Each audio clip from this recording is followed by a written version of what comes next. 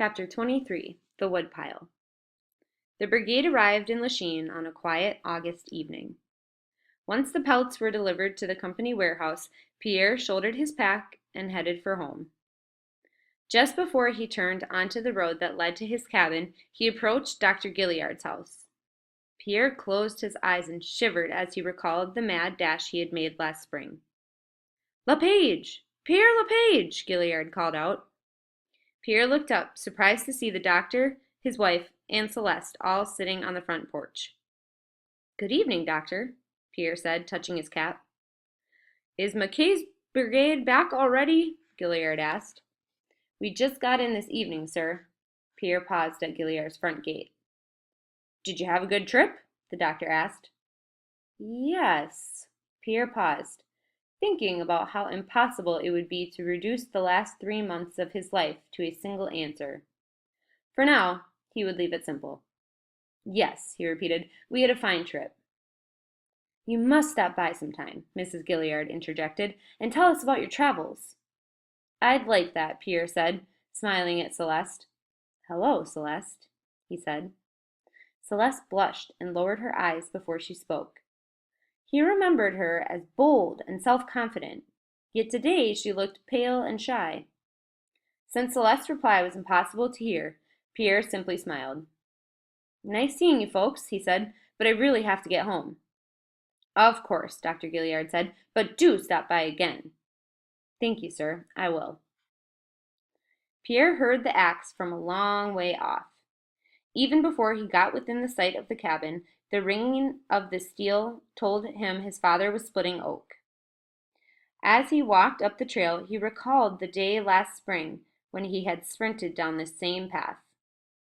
He balked at the thought that it had happened just last May. He shook his head and wondered how time could play such tricks. It seemed as if half his life had passed since that day. Just then he heard a bark, and his dog, Pepper, ran out of the brush. Pierre knelt and greeted his old friend. The whole time he petted the dog, he could still hear the steady ringing of father's axe. At the edge of the clearing, Pierre laid down his pack. His moccasins were silent as he and Pepper crept forward to the cabin to surprise his father. They were screened by a tall pine until they were nearly to the woodshed, but as soon as Pierre tiptoed around the corner of the cabin, his father looked up.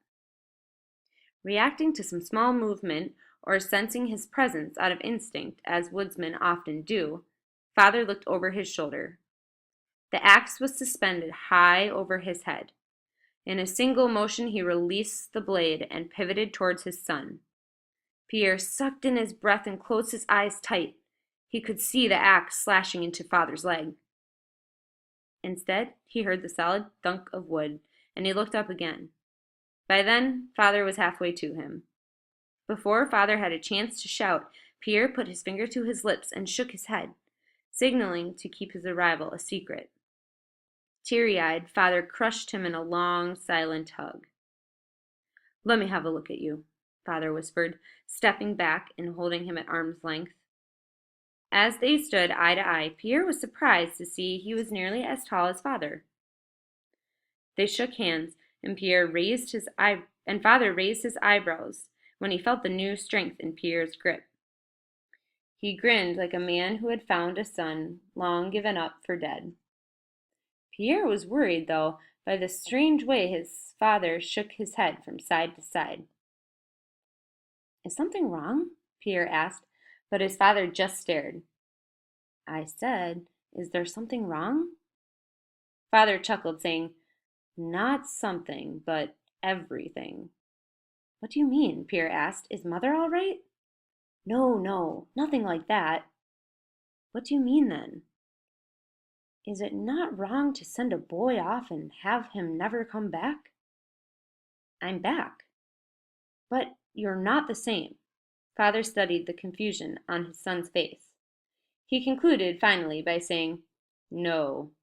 Somewhere along the trail you buried my boy and resurrected a man in his place." Father was laughing now and giving his son a second hug. Pierre had trouble believing that he had changed that much. from boy to man, he thought, in a single summer? He looked over his shoulder toward the house to see if anyone had heard the commotion.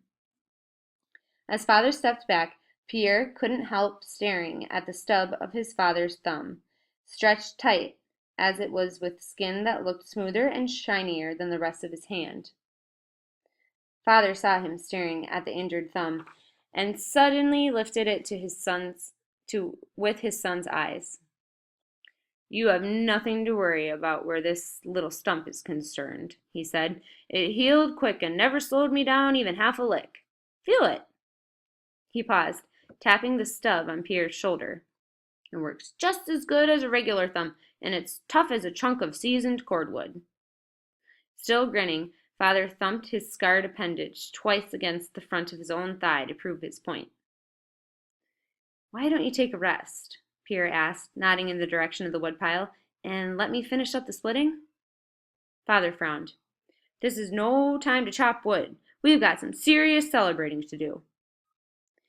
"Once you step inside the house," Pierre said, "I suspect it won't take Mother long to figure out the wood isn't splitting itself." Father nodded then, agreeing it would be a fine joke. He studied his son's weather-toughened face while Pierre walked to the wood block and pulled the axe free with one hand. It felt good to balance the familiar hickory handle in his hands. The dark, oiled grain was smooth against his calloused palms. As he hefted the axe, Pierre was surprised that it felt no heavier than a paddle blade.